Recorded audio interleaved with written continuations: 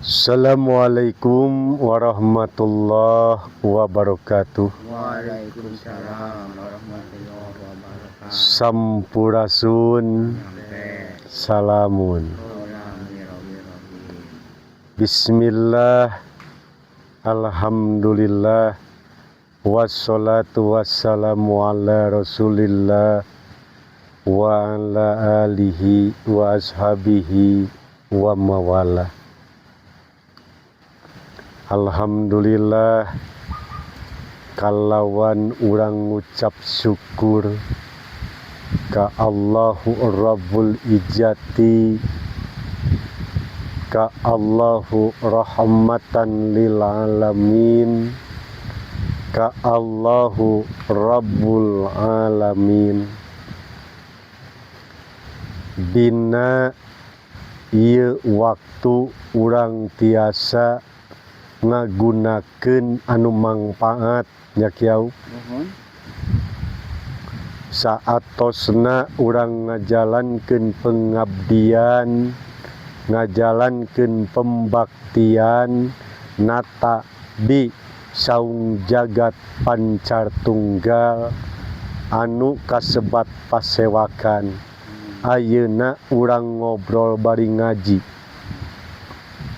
Pan gitunya ngamangpaatkeun waktu beri urang tadi istirahat.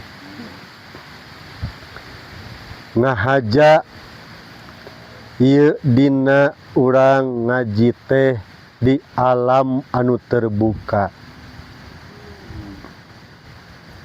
supados ngajadikeun ieu saksi sang semesta, nyaksi ka urang yen anu dicaritakeun ku urang lain ngan sakadar sawangan, lain ngan sakadar pamikiran, tapi nu dicaritakeun ku urang anu nyata, anu karasa, anu nemrak, kitab nu maha suci anu jelas nya. Sabab ieu kawajiban kanggo urang, hak pikeun manusia sakumna anu gumelar di alam dunya. Samemeh urang tadi cicing dina identitas, samemeh urang ngaku dina golongan jeung aliran, boh agama Islam, boh agama Kristen, boh agama Buddha, boh agama Hindu, pon kitu deui sabiin jeung sabangsana. Da eta mah tergantung dilahirkeunana, tergantung ibu ramana, tergantung nini akina, cicingna dina golongan kaum naon. Leres teh? Tapi aya anu paling wajib anu kudu ku urang disungsi bari make pangarti, dicuk-cuk sangkan urang tadi boga ilmu naon nya eta dina parentah agama, nya eta awaludin maripatun nafsah, awal-awalna dina agama nganyahokeun heula ka dirina. Eta parentah anu utama. Ulah waka urang ngucapkeun dua kalimat syahadat, komo urang jo salat heula, lamun can maripat dina agamana. Dina parentah agama dina sahadatain diparentahkeun awalu dini maripatun nafsah, awal-awalna agama nganyahokeun dina dirina. Saatosna urang nganyahokeun dirina awalu dini maripatullah, nya eta awalna dina agama nganyahokeun heula ka Gustina atanapi ka Allahna. Neme tah urang dek cicing dina aliran mana wae oge hempe. Da geus maripat kana agamana. Sabab pan tadi lamun urang ngajalankeun ibadah teu make ilmu, tinang tu eta ibadahna bakal mubah. Al ibadatun ila bimaripatihi latihi al ibadatun. Setiap urang ngajalankeun ibadah tanpa nganyahokeun heula dina eta ibadahna saha anu ibadah jeung kasaha urang ngajalankeun ibadah jeung saha nu ku urang diibadahan. Lamun can maripat dasar kadinya cape gawe teu kapake. Tah kitu painten Ki Sandi nya. Supaya ibadah urang ulah mubah, berarti urang tadi kudu make heula pangarti, kudu make heula ilmu, supaya ibadah urang ngajadikeun kamangpaatan kalawan ngajadi kamaslahatan. Iman heula nomor kahiji. Lain percaya, da percaya mah tileutik geus percaya, yakin Ki Alang nyebutkeun sakabeh makhluk sakumna manusia khususna percaya mah geus ti bubudak, percaya mah geus tileutik. Urang geus percaya ayeuna Allah nya, tapi kanyataanana teu cukup percaya hungkul.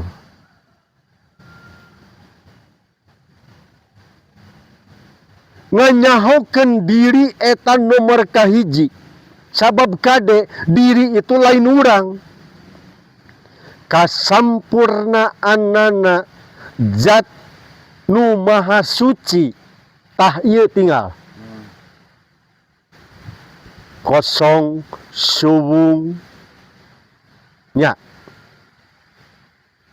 Teu dat, teu sifat, teu warna, teu rupa.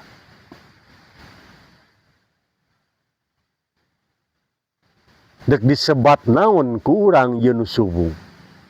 Bade disebat naon ieu nu kosong. Tapi ngajadikeun sagulung, sagalang, sagaling. Matak leluhur urang nyebatna maha suci.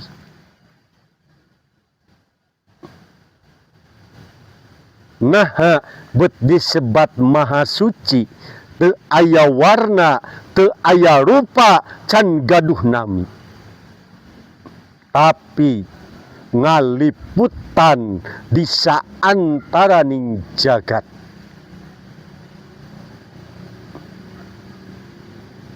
Planet-planet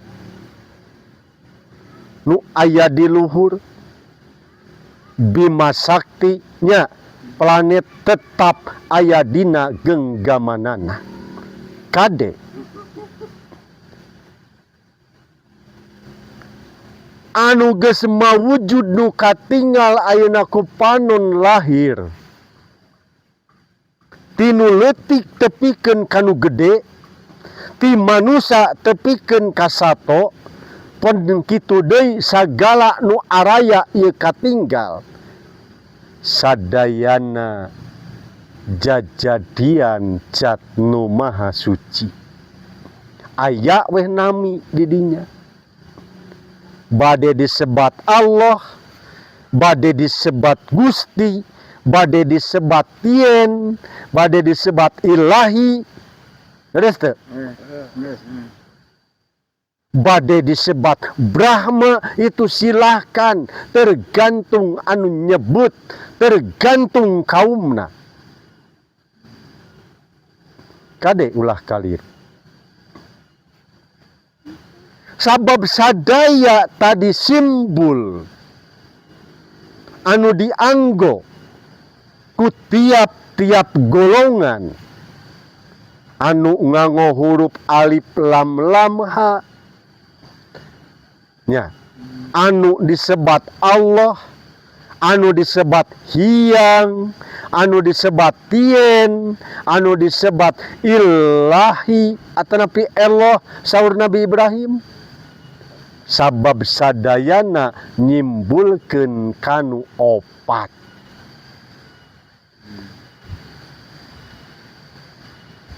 Unsur anu opat cahaya beureum lamun keur bijil meletek dina waktu subuh nya tinggal waktu subuh tinggal marakbak cahaya beureum cahaya herang cahaya bodas lamun keur aya dina panceran tengah poe cahaya koneng tinggal ka kulon ayeuna layung disebutna cahaya hideung lamun reupna magrib.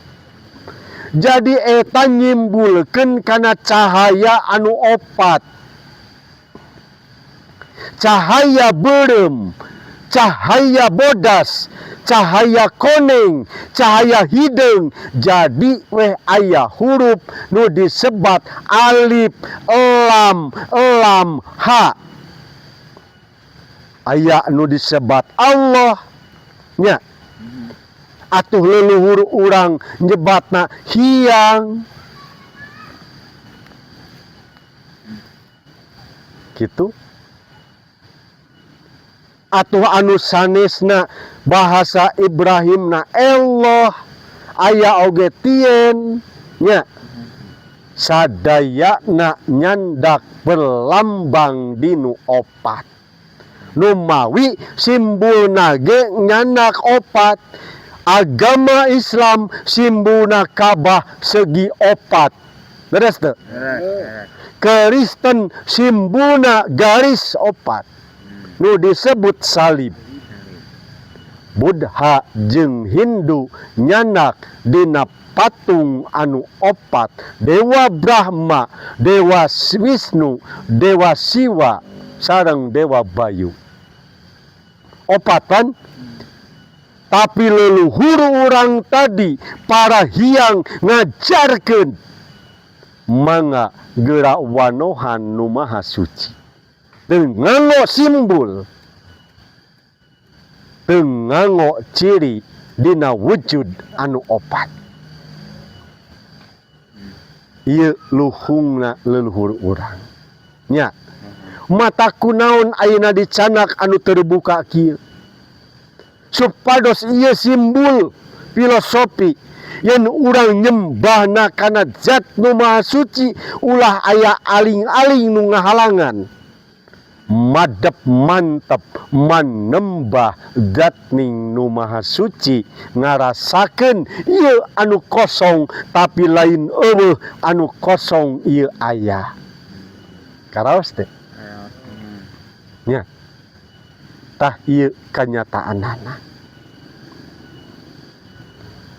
matak agama nya marentahkeun apal ka dirina sangkan apal ka Gustina kade mana Gusti sebutna alusna ati Gusti alusna ati nurani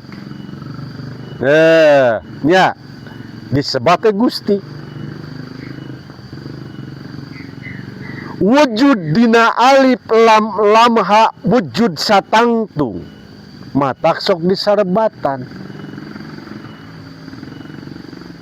yen Allah eta asmana Muhammad eta wujudna Adam eta rupana sakdayana geus manunggal beres teh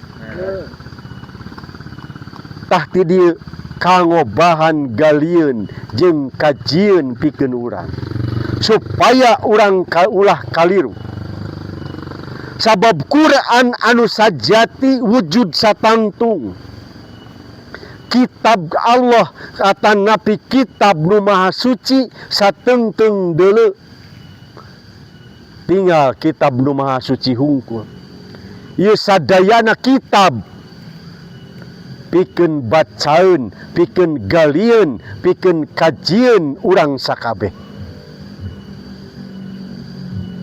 matak pantes urang tadi iman heula nya ilmu tauhid iman marifat kade ilmu tauhid iman marifat ieu dasarna pondasina dek iman kumaha lamun teu make ilmu tapi ulah salah ilmu nya sabab tadi nu disebut a'lam taya alam teh ieu ilmu nu maha suci anu kudu ku urang dibaca anu kudu ku urang digali anu kudu ku urang dikaji a'lam namina matak alif lam mim nya ieu tilu huruf kade alif lam mim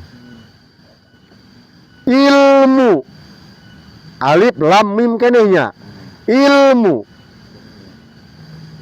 tuluy nu katiluna alam alif lam jeung mim keneh nu kaopatna amal jadi eusina alif lam mim teh nyatana ilmu alam amal tatkala urang tadi eta geus salaras mangka moal aya kamangmangan dina eusina hudal nu ngajadikeun pituduh pikeun urang sadaya sabab saha anu nuduhkeunana Gusti nu sariring-riring diri rasa nu ngaliputan ieu raga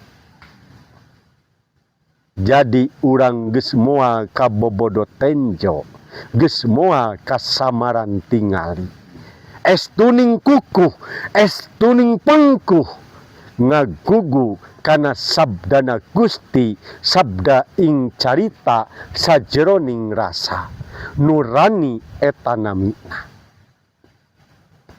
tah kitu nya ngaji urang di alam terbuka ieu supaya urang tadi ulah tepikeun kaliru dina cara ngajina sabab ngaji huruf moal ngajamin kasalametan urang pikeun mulang ti alam dunya ieu saatosna urang ngaji huruf sing jeli ngaji hirup mana nyatana hirup hawa rasa pangawasa nu gumulung antara Allah Muhammad Adam tah eta nya ieu kitab Allah nu nyata teh zat nu maha suci nu ngaliputan ka sakabeh anu aya wujudullah kanyataan Allah nu karasa anu nyata tah eta jadi kade urang ulah ngaji ngan salancar nya tapi ngaji urang tadi kudu sababaraha lapisan ngaji huruf ngaji hirup ngaji nu kagungan hirup neme didinya urang bakal cicing dina kapanceganana tatkala urang geus iman kalawan maripat, mangka urang bakal ninggalkeun identitas, lain cicing dina golongan, lain cicing dina aliran, tapi urang cicing dina agamana. Agama saha? Agama anu nyata jatna Gusti nu Maha Suci nu ngajadikeun asal gelarna manusia. Tah gitu kisandi kiamat kiautnya ngaji teh jadi tentrem cicing dina agama nama tinggal we ngelalajoanan anu cicing dina aliran nya cik pa alus-alus apanan cek golongan ieu nu kuring anu bener, cek golongan ieu nu kuring anu bener, cantang tu kabeneranana. Sabab kabeneran aya dina dirina masing-masing. Ngan kewajiban urang tadi ngawujudkeun dina amal anu nyata, silih asa, silih asih, silih asuh, ngajalankeun silih wangi. Tah gitunya muga ieu sing jadi ilmu kalawan sing jadi piwejang kanggo urang sadayana. Wabillahi taufiq wal hidayah. Wassalamualaikum warahmatullahi wabarakatuh. Waalaikumsalam warahmatullahi wabarakatuh. Sampurasun. Amin.